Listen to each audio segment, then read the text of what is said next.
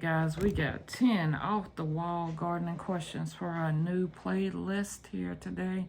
A new playlist series of practical yet slightly unconventional questions offering a mix of curiosity and real-life gardening dilemmas. So for fall season, the first question is, can I grow vegetables indoors during the winter without fancy equipment? In other words, can I grow vegetables in a sunny window without grow lights or hydroponics? Can you? Okay, we got Mom here in the kitchen with us. I'm over here at her house in South Kakalaki. So we're going to ask her that first question. Mom, can we grow vegetables indoors without fancy equipment? Yes, all you need is the proper lighting, energy light for plant growth. That's all you need. Okay, so yes, you can. Choose low light tolerant crops like lettuce, spinach, kale, or herbs like basil and parsley, right? And use a sunny south facing window, but keep an eye on those light levels, right? Yes. Okay, if it's too dim, then what do we got to do? To what? If it's too dim, if the light is too dim where you put the plants, you need the watts for indoor. The proper grow light wattage. Okay, yes, I agree with you. You can boost the results if you have some inexpensive grow lights that you can add in the area where you're trying to grow some of those light tolerant crops and herbs like parsley and basil. Yeah, you can use a lamp or the overhead lighting fixture of your ceiling in the room. Right. Okay. And keep those plants warm, and you want to water them. You water them a lot or sparingly? The same as if they were in the sun, if you have the right wattage. Right, but during the fall and winter months, you use less water, right? Right. All right, sparingly. Okay, so the second question is, what happens if I never deadhead my flowers? You don't have a new crop. You have the same plants reducing and branching the next season. Mm-hmm. And if you just pop the seeds off, shred them with your fingers, drop them down into the soil, you got a new crop of plants, which will be in with your older plants.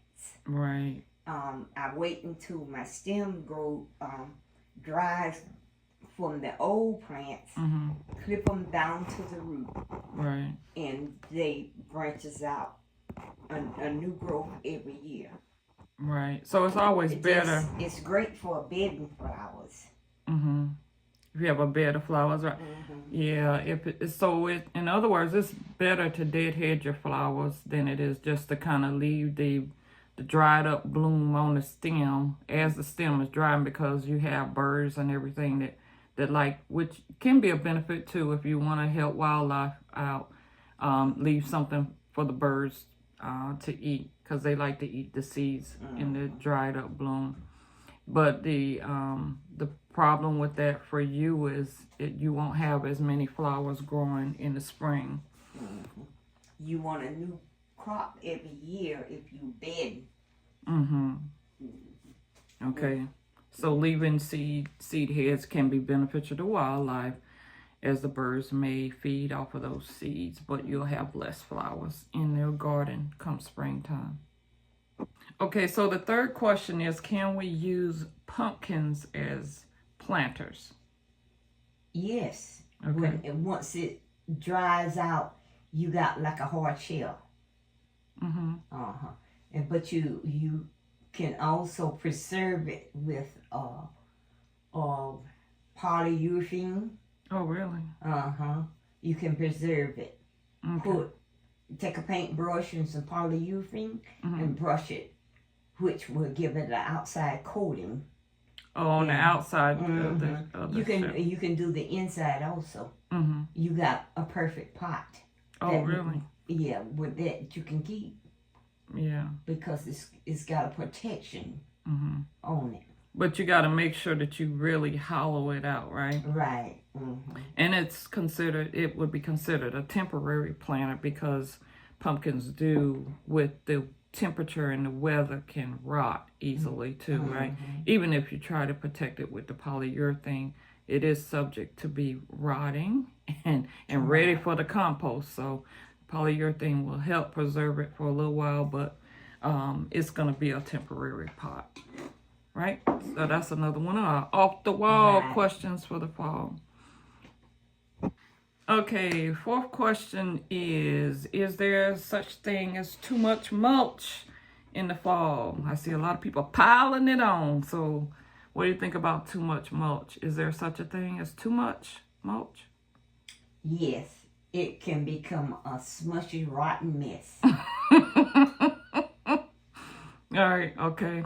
And not enough heat to dry it out. Mm-hmm.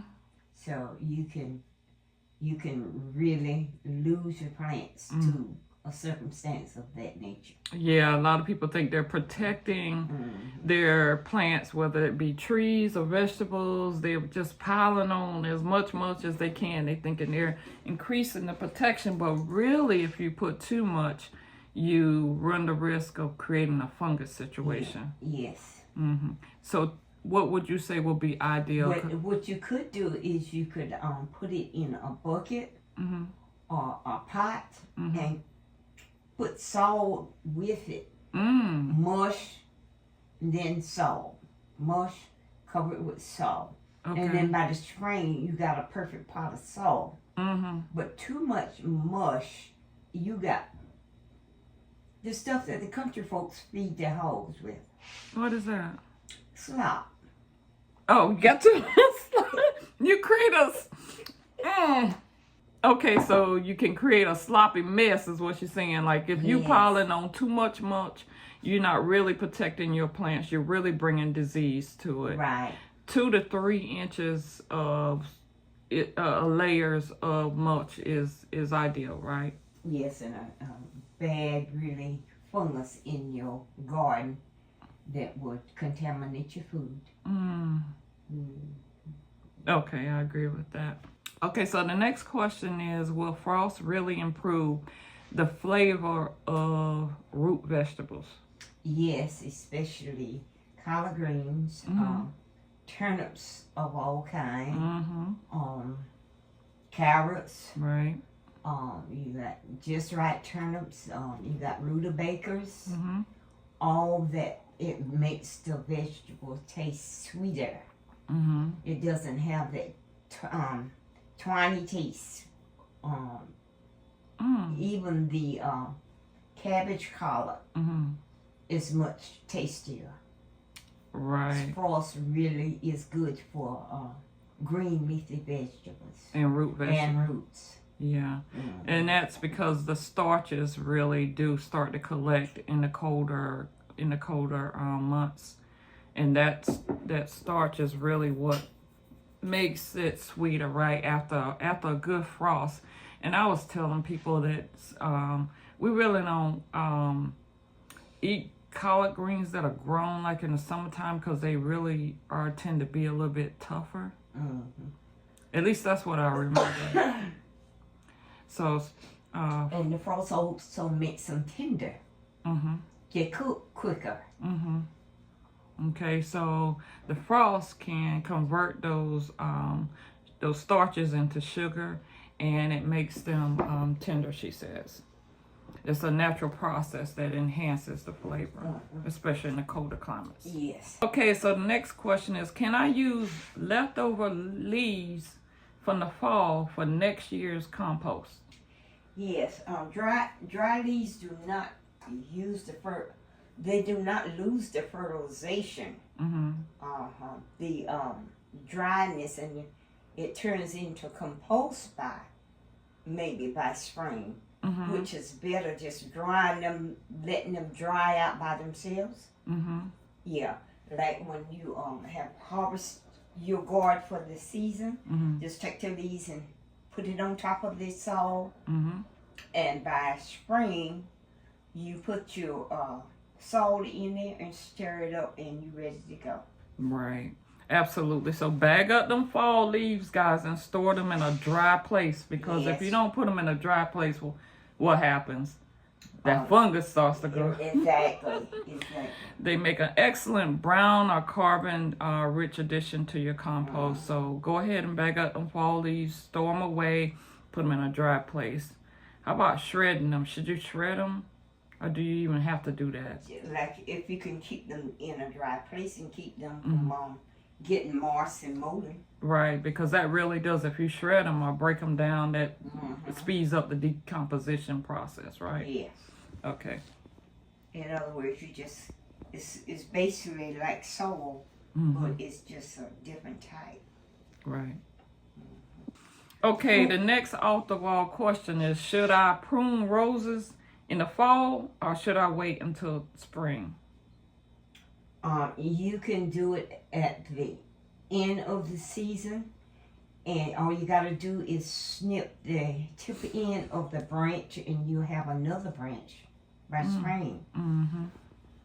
If you want to reduce the size of a rose bush, all you got to do is get you some rooting soil, put it in any little small container, and put the root into that soil, and you have multiple rose bushes to plant in it by spring. By spring. So they grow pretty fast then. Yeah. Okay. You can put it in your plant house or in a safe place. Okay, so should we pruning? It's best to wait until spring, or you do it at the end of the fall season. Okay. When your rose bush stop blooming. If you're not reducing the size of the rose bush, just clip the end of the branches, and you will have a new branch growth by spring. Okay, when you say clipping, you're talking about whatever was damaged by the frost. Yeah, just snip. We're snipping that off. Okay. And you can remove the dead or diseased pieces as well. Okay, and tidy it up and reduce pests over winter. Okay, so the next question is about garlic. Can I plant garlic even if the ground hasn't been prepped? I guess the first thing is you do want to make sure you prep. You want to prep as early as you can and loosen up the soil, right? So can you plant directly in the soil, or what? I've seen a lot of people do that. They grow. I don't grow garlic, but I've seen people do it. They just put it directly. Break up the bulbs and put it directly in the soil. Right. So you got to loosen that soil for the garden using a garden fork, and add some compost or some type of organic matter, right? Some people grow it in water. In water, okay. And then get them roots big and long. And then they put it in the soil. Then they put it in the soil. So you can do either, or you can grow it directly in the soil, or you can root it in water and then plant it in the soil. All right. And you want to put mulch over that to protect it through the winter, because it does come up like in the spring, right? Okay. Okay, so next question is, do I really need to clean my pots before storing them? That depends on the person and how smart they are. What you mean by that? But you can clean the pot and box it up, store it away in the garage or a safe place. Or you can let the compost stay in the pot. So you can't... Yeah, it depends on the person. Oh, you mean you can leave the soil from the previous season in the pot when you store them? It's not going to be but a few grains in there anyway. Because it's going to break down anyway. Yeah. Okay. So you said it depends, but earlier you said it depends on how smart the person is. So what do you mean by that? Yeah. What that mean? What the soil going to do to the pot? What a few grains of soil going to do to the pot during the winter? It all depends on how clean or smart the person is. But doesn't it remove, like, if you remove the soil, you reduce the chances of pests and stuff over wintering in the pots? What pests is contracted to soil? A piece of salt. Slugs and things You think they will go there for survival through the winter? Mm-hmm. Not if they're boxed Oh, up. because you mean because they don't have anything to feed off of? Right. Oh. Mm-hmm. They look for at least a good amount of dirt to survive in the winter. Oh, I see what you're saying. You're Mm-hmm. saying empty the soil that you were growing in, but you don't necessarily have to get out the soap and water and scrub the pops. Right. Okay, right. I got you now. Okay. How late, I know you know this question, like you knew the other ones. How late is too late to plant fall bulbs? Like tulips and... I do those in like February and March above. Mm-hmm. And like tulips and things of that nature. Mm-hmm. You do those early spring before so maybe 3 to a month before the fall, before the season, spring season. Okay, before like November. Mm-hmm. Okay. But some people leave their bulbs in the ground. Mm-hmm. That's what I do. Year round. I do. I cut it down to the soil level and leave the bulbs in there to hibernate, and I don't have to replant bulbs, and they come back year after year, and have been doing so for over 30 years. Do they have a lot of growth when you come back? Yeah, I mine too. I think that basically depends on the area you live in and how cold it get. Is this thing gonna if the climate is gonna freeze your buds up to no return? I think it all depends on. It gets pretty cold where I live, so I mean, but because they have been there for over 30 years, I think they're adjust to the temperature. They've rooted themselves down so far that the roots are not dying, right? Plus, I have mulch over them, and I continue to mulch them year after year. And I think it basically depends on what type of plant. What type of bulb it is? Yeah. Okay. So tulips are yeah, because some bulbs survive in different climates better than others. Gotcha. Right. So tulips are what I have, right? And okay. And daffodils also you can plant as late as November, right? Okay. So ideally, it's 6 weeks before. If you're gonna put them in the ground and have them there over the winter time, you want to do it at least 6 weeks before the frost. Yeah, and a lot of people also use like the plastic lining on top of the soil in the flower beds. So there are so many different things, and that you can do to help them survive without taking them up every season and replanting them. Right. So it has you have to do the research necessary for your area that you live in, and how or what you should do for buds. Right. So you're basically insulating them in the ground, and the later you plant them, of course, the later they're gonna bloom. Right. Yeah, ideally plant them at least 6 weeks before the ground freezes, because you don't want to be trying to dig into frozen ground to plant your bulbs. Put them in there before the ground freezes, or wait until after it thaws out. All right, and then plant them. How many weeks or months you said before the season? I say 3 weeks to a month. Okay, so you got a couple of options there. Either before the ground freezes or after it thaws out. Yeah, and then it depends on how much moist in your soul during that season, that you don't have to water them or nurse them to growth. Right. And they're gonna get some moisture too when the snow melts away. Yeah, because if you gotta water those things during that period of time, and the cold snap come, your buds gone. Ah, okay. So, but if they're already in the ground hibernating, they'll be okay.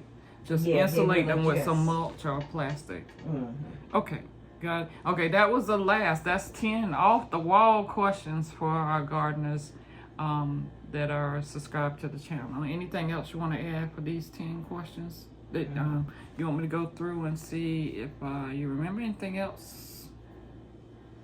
The love of nature is what makes a good gardener.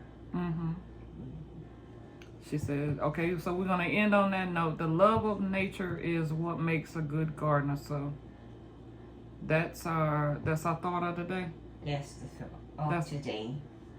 Okay. And be blessed. And be blessed. Y'all be blessed. That's it. And keep it moving. Okay, I'm going to try to get her to do 10 more off-the-wall questions while I'm here visiting. And if I do, we'll post it. All right, guys, we're going to see y'all in the next video. Be blessed. And the thought of the day is the love of nature is what makes a good gardener. We're out.